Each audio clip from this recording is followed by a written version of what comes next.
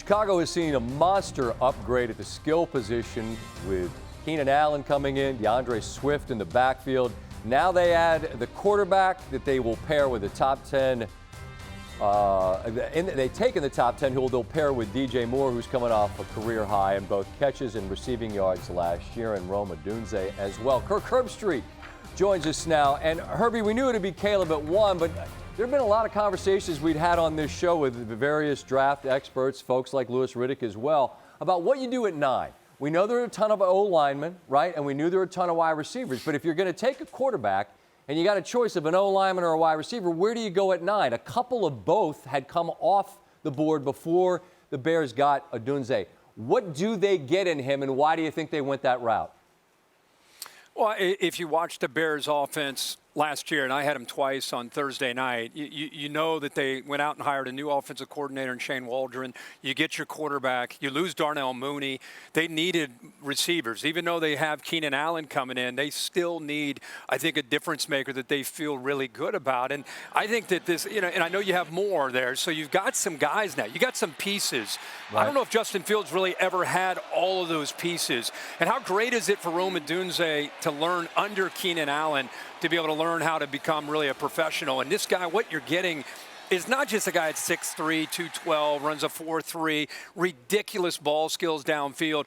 If you saw him being interviewed and you watch his attitude, you're getting a guy that's going to come in that's humble, that wants to work, that eventually he'll be maybe a captain for this team. So you're getting a total package, an intangible guy that I think brings a lot more than just, hey, he's really big and he's really fast and he wins contested catches. This guy, of all the guys I sat down with and talked with to get ready in these production meetings, every time we'd walk out, I'd hit Fowler and I'd be like, man, that guy just locked in, just a mature guy that just kind of gets it. So I can see why they went out and picked him. I think that through the years, Herbie, on these nights, you don't have to squint hard to see the promise in these young men. There's a reason why they go high. They don't always work out for one reason or another, but nobody knows the college game any better than you. And I'm interested in which pick you see with a fit that you feel great about. Obviously, you're following the NFL as well on the Thursday nights. Where's a pick that you loved and why?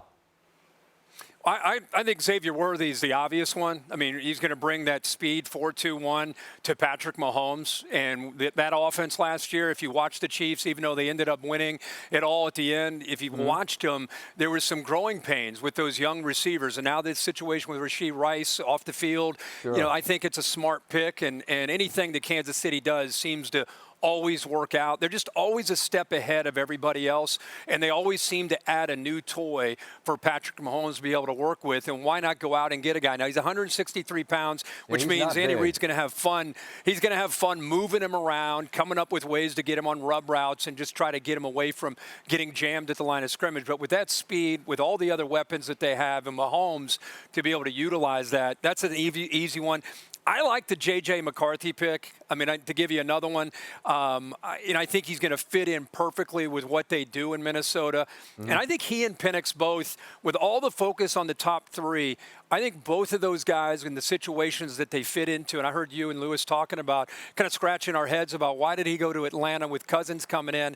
I think talking to Coach Saban here over the last couple of days, I think it's a great opportunity for Penix. Now, I know Atlanta maybe wants to win now, but it's a great opportunity for him to sit there and learn under Kirk Cousins, not feel the pressure like these other guys to play right away, and a chance to, I think, really grow as a pro. So by the time they give him the keys, he's got a chance to hit the ground running, and I think he's going to be a sensational NFL quarterback.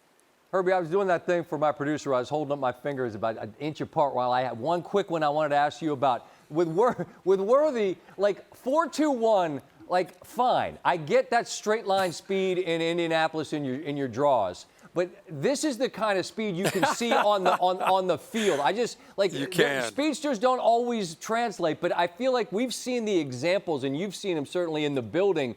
Like, that speed translates on game day, doesn't it? Yeah, he's got wiggle along with it. He's not a guy that's just a track, straight line speed kind of guy. Okay. I've called so many of his games, and and Coach Saban will talk maybe about him in a second, but he's not. He beat Alabama. He got behind them. Of course, he has that ability, but I've seen him in like the Red River rivalry, first play of the game, catch an easy underneath pass like a slant, and then shake a corner and be able to get down the sideline. And once he gets down the sideline, nobody can catch him. So I cannot imagine the different ways that Andy Reid will come up with ways to get him the football because of that versatility to be able to go downfield, but also do some of the dirty work. Make those catches underneath and get away from people, even though he's undersized.